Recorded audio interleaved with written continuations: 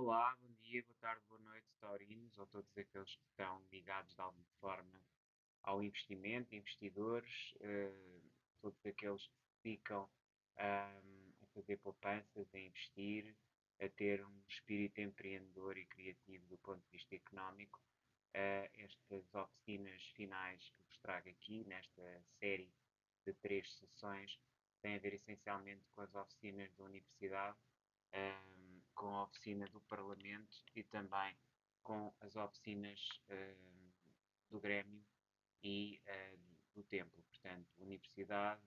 Parlamento, Grêmio, Templo, que são as oficinas sociais. E o que é que podemos extrair dessas oficinas que possam nos ajudar a vocês que têm um espírito de empreendedores, de investidores, de alguém que de alguma forma lida com o dinheiro, com as finanças e com os recursos económicos e de conhecimento, o que é que podemos efetivamente retirar destas oficinas superiores. Iria então começar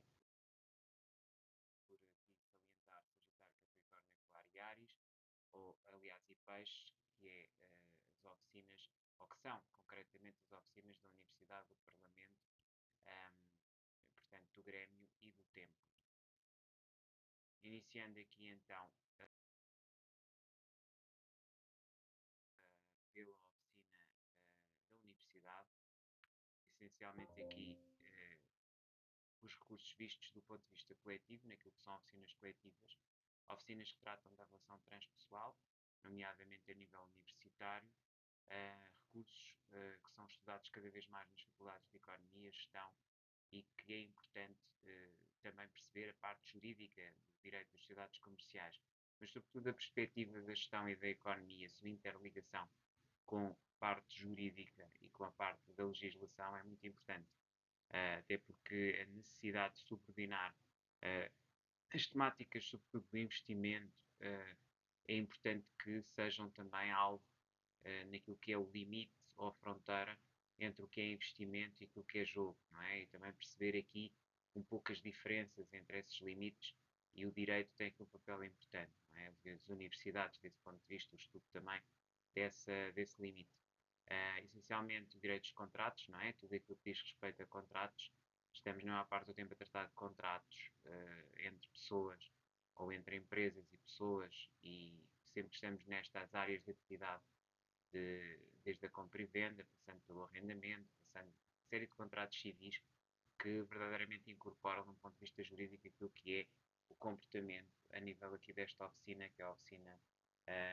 da banca. Portanto, os recursos, absolutamente essencial ao tratamento universitário, que é dado, e qualquer dos modos nunca poderemos separar, como já vimos, acerca da relação com as oficinas anteriores, não é? Como ter aqui uma percepção que há uma interconexão, do ponto de vista de complexidade entre todas as oficinas, e aqui também não é exceção. Aquilo que é pessoal e aquilo que é material, pode ser, sem dúvida alguma, entendermos que é absolutamente vital, de um ponto de vista daquilo que é a responsabilidade diplomática e jurídica, entender onde estão os limites da capacidade de nos relacionarmos em sociedade, a forma de aplicar os nossos recursos e os recursos dos outros, e aqui estamos a falar da tutela do direito de propriedade, mas também a tutela dos bens de capitais e, portanto, tudo aquilo que é, de alguma forma, imaterial. E hoje, cada vez mais, a economia e tudo aquilo que é a gestão de recursos caminha cada vez mais para a imaterialidade. Aliás, se nós pensarmos um bocadinho também na tecnocracia que foi evoluindo para um tecnofeudalismo, podemos perceber que cada vez mais, basta pensar nos servidores e na informação lá contida, que nós não dispomos de propriedade intelectual, nem propriedade física, mas sim de uma titulação dessa mesma propriedade. Ou seja, um acesso virtual, é-nos dado acesso, é o caso dos ETFs, em que a pessoa não tem verdadeiramente ouro ou não tem metais preciosos, mas sim uma participação na existência dos mesmos. E tudo isto é virtual, não deixa de ser uma realidade que está ali, que é tangível, mas ao mesmo tempo imaterial. E, portanto, essa transformação relaciona tudo aquilo que é, ao fim e ao cabo, a tutela do direito de propriedade com uma nova concepção que vivemos nos dias de hoje. Também o direito de família, a respeito daquilo que tem a ver com os deveres e direitos individuais, acerca de uma relação íntima, isto também tem a ver, obviamente, com a gestão depois do lado patrimonial, matrimonial, porque o lado patrimonial está sempre associado ao lado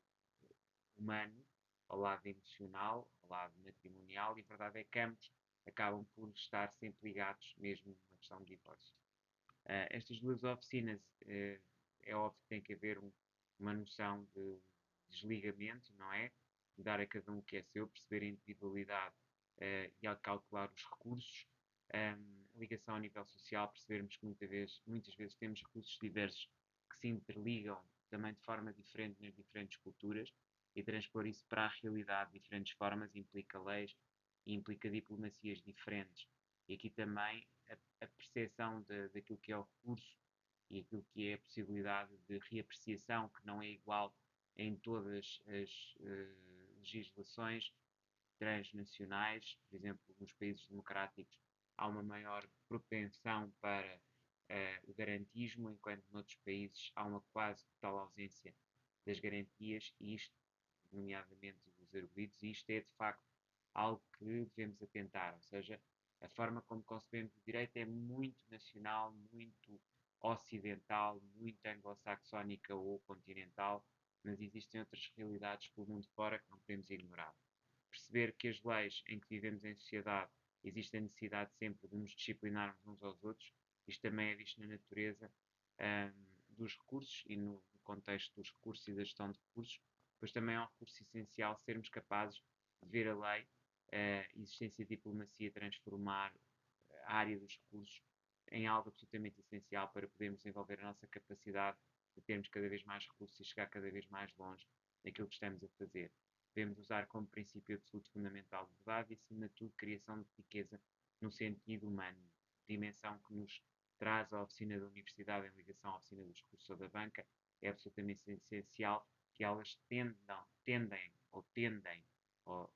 terão que tender a estar interligadas, já que a responsabilidade económica é também uma responsabilidade jurídica.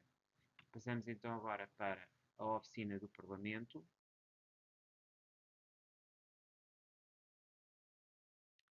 E aqui é importante, efetivamente, chegados aqui à oficina 10, que tem a ver com o Parlamento e que tem a ver com a capacidade de gestão humana, a oficina das oficinas, se assim quisermos dizer, tem a ver com a aplicabilidade prática que fazemos dos recursos, sejam eles físicos ou humanos, e tem que ver com o poder de trabalharmos as limitações e, essencialmente, sermos capazes de limitar também aqui ao nível dos recursos a forma como utilizamos os recursos em prol de nós, mas também em prol da sociedade e do outro. Ou seja, tem que haver aqui um equilíbrio, uma capacidade de distribuirmos bem esta gestão de recursos. Temos assim que perceber que é uma relação de poder, embora quando estamos a tratar da oficina do Parlamento estamos a ir mais longe. Estamos a tratar da forma como nos limitamos a nós mesmos e, enquanto seres humanos, como é que trabalhamos com os nossos próprios defeitos. E aqui são as limitações intrapsíquicas a que temos que saber chegar dentro de nós mesmos e em relação aos outros, controlando aquilo que são os nossos vícios e dependências e todo o tipo de domínio que temos sobre nós mesmos, que tem que ser desenvolvido em prol de uma visão de aceitação do outro. Ao mesmo tempo, o controle sobre nós mesmos deve permitir que consigamos fazer a evitação do vício e ficar dependentes de terceiras situações nas quais vamos necessariamente perder a nossa liberdade pessoal e a capacidade de reger a nossa vida económica. E, portanto, os nossos recursos estão também ligados a esta capacidade de controle. O recurso ou a capacidade que temos de controlar a disciplina sobre nós mesmos e vocacionar para aquilo que são as nossas necessidades individuais e vontades coletivas. Ter esta percepção, aquilo que serve para a materialidade serve para as relações humanas. Portanto, manter esse controle. Saber usar a política e o poder em prol de construir recursos económicos que também sirvam aqui de uma dimensão moral. Estamos, obviamente, a trabalhar uma oficina de coletividade. Importa tirar desta oficina coletiva a noção de que o poder permite que as organizações políticas e a criação da lei nos ajudem não só uma perspectiva teórica, mas uma aplicação prática daquilo que são criações de recursos para o coletivo partilhado, no coletivo e no social. finalmente, regras próprias que sejam capazes de elevar a nossa própria dimensão humana, e assim é importante, acima de tudo, criar barreiras físicas e limitações que sejam também defesa de interesses e valores que têm que proteger esse ecossistema e criar relações de poder a partir daquilo que são recursos. É absolutamente essencial, pois se não tivermos recursos para podermos criar essas mesmas relações de poder e desenvolver aquilo que ao fim e ao cabo é a responsabilidade política, acabaremos por também não saber desenvolver aquilo que é o recurso económico, ok? Passar então agora para a oficina do Grêmio e a sua interação com a oficina da banca. Podemos dizer que a oficina 11, a oficina do Grêmio, tem tudo a ver com recursos do ponto de vista da comunicação coletiva, ou seja, a capacidade que temos de testar em coletivo a comunicação e também perceber que é também uma dimensão de poder, já que tanto do ponto de vista da normalização, da criação de barreiras e controlos, também se permite o diálogo e a criação de espaços e ecossistemas a partir dos quais vamos conseguir construir uma realidade económica e social. Nomeadamente, recursos poderão ser partilhados ou postos ao serviço do coletivo, mas essencialmente estamos a falar de individualidade, da capacidade individual e criativa, mas também do momento em que comunicamos isto para o coletivo e a capacidade de aceitar e integrar essa mesma vontade individual em tendências coletivas. Os grêmios, a maçonaria e todo o tipo de organizações secretas ou públicas que promovam a defesa de interesses de lobby ou de interesse defendido de uma forma coletiva são, sendo individuais, mas exercidos de forma coletiva, propicia o próprio movimento social que alimenta a política e necessariamente a Casa 10, ou seja, o Parlamento. Na verdade, o poder de estabelecer ao nível dos órgãos de administração pública faz com que nasça uma realidade de comunicação social de um ponto de vista não de informação, mas sim de criação de leis, naquilo que são os projetos de lei e as intenções propugnadas pelos grupos sociais de acordo com aquilo que são os interesses individuais exercidos de forma coletiva, isto nomeadamente através daquilo que é a chegada ao Parlamento, através das suas comissões parlamentares, daquilo que possam ser temas ou temáticas das várias áreas sociais e que permitam depois desenvolver legislação no sentido de proteger e propugnar esses mesmos interesses. A base da política é a partir do povo para a estrutura política, perceber que é a partir da vontade individual destes grupos e destas associações que podemos encontrar o verdadeiro espírito daquilo que é a democracia e exercício da vontade do povo. Ao escutar o povo e perceber aquilo que são os seus pontos e temas de interesse, é absolutamente essencial para integrá-los e percebê-los. Ser capaz de estabelecer uma comunicação harmónica que permita tirar o melhor valor daquilo que é trazido para cima da mesa das negociações. É absolutamente essencial a dimensão do recurso, saber dos recursos, não é? Ou seja, percebermos também do ponto de vista daquilo que são os recursos e a sua administração e em tudo isso perceber que isto desenvolve a criação de riqueza mais consentânea, mesmo que aparentemente irreal, percebendo que estes recursos podem gerar também novas perspectivas e estamos aqui a falar de uma outra forma de asset, de recurso que gera recurso, ou seja, a capacidade de nos organizarmos em coletividade é sem dúvida uma mais-valia, um valor essencial que faz com que haja uma transformação humana e nesse sentido é também um recurso a ser utilizado ou aplicado. Finalmente, passamos então para a última oficina, aqui das oficinas sociais ou superiores, e que é a oficina do templo e que tem a ver essencialmente com a espiritualidade e que é a energia de peixe. Chegamos à espiritualidade, dimensão espiritual, ou seja, como é que isto se relaciona com a materialidade e a criação de riqueza ou recursos e a transformação do material em produtivo, não é aparentemente intuitivo. Todavia, uh, é importante perceber que o material visa depois também, ou permite também, que transcendamos a matéria, não é? Através de uma espiritualidade ligada a partir do físico a recursos. Ou seja, nós para podermos ascender psíquica e mentalmente necessitamos de uma dimensão material ou física. Então temos que estar equilibrados de um ponto de vista espiritual e por isso é absolutamente essencial sabermos gerar recursos e fazer disto também um asset, ou seja, uma mais-valia que gera mais-valias. A forma como percepcionamos a criação de riqueza, ou somos capazes de gerar riqueza a partir dela mesma, tem a ver sempre com o serviço ao outro e à sociedade, e também é uma forma de serviço universal. Portanto, a criação de riqueza ou a gestão de recursos não deixa de ser também uma dimensão do serviço universal, já que sem a materialidade também é difícil libertar o tempo, o espaço e a vontade para outro tipo de abordagens de vida e de mundo. Portanto, quando falamos da oficina 12, ou seja, aqui desta oficina da espiritualidade, da oficina do templo, falamos de amor, falamos de serviço universal, entrega ao outro, diluição daquilo que é o inconsciente pessoal naquilo que é o inconsciente ou subconsciente coletivo. Tal essência partilhada do mundo é uma essência que pode existir a partir do físico, do material, daquilo que existe. Se não tivermos condições físicas, é impossível atingir os altos patamares da pirâmide de Maslow. Exatamente o que eu estava a dizer há pouco, ou seja, para atingirmos uma maior espiritualidade, precisamos de uma base material. Se não tivermos as nossas necessidades básicas garantidas, não tivermos uma clara noção que é através dos recursos básicos satisfeitos potenciamos o nosso espírito para uma nova capacidade emocional e para ver além do que é evidente, nunca veremos aquilo que é a própria virtualidade ou possibilidade da criação de riqueza enquanto instrumento de elevação da mente e do espírito. É por isso preciso entender que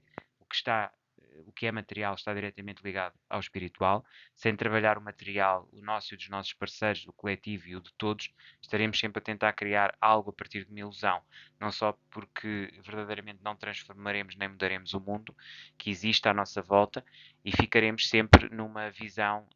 totalmente desligada do real. E, portanto, isso também é não percebermos verdadeiramente o que é a essência da espiritualidade. Portanto, há aqui um recurso que gera recursos. Estarmos bem espiritualmente e ligarmos bem com os outros, formarmos uma universalidade e dissolvermos aquilo que são os tais sentimentos caóticos, faz com que formamos aquilo que seja um espaço de partilha mútua, de igreja, de ligação, que é, no fundo, termos aqui a capacidade de formar coro e de trabalhar em conjunto a uma única voz. Isto é aquilo que nos permite pôr à frente de todos os nossos interesses o que é correto e aquilo que é o objetivo maior de serviço, pôr esses recursos materiais, gerando mais recursos materiais e pô-los ao serviço da humanidade, já que o tempo é o único recurso verdadeiramente limitado. Os outros todos podem gerar-se e pôr-se ao serviço do coletivo. Para nós, os recursos que cá deixamos poderão ser aproveitados por outros. Quando cultivamos cereais ou plantamos árvores, estamos exatamente a deixar para as gerações vindouras, a gerar recursos que serão postos ao serviço dos outros, na alimentação de vidas humanas, e através desse esforço, outros também darão frutos e permitirão que se continue,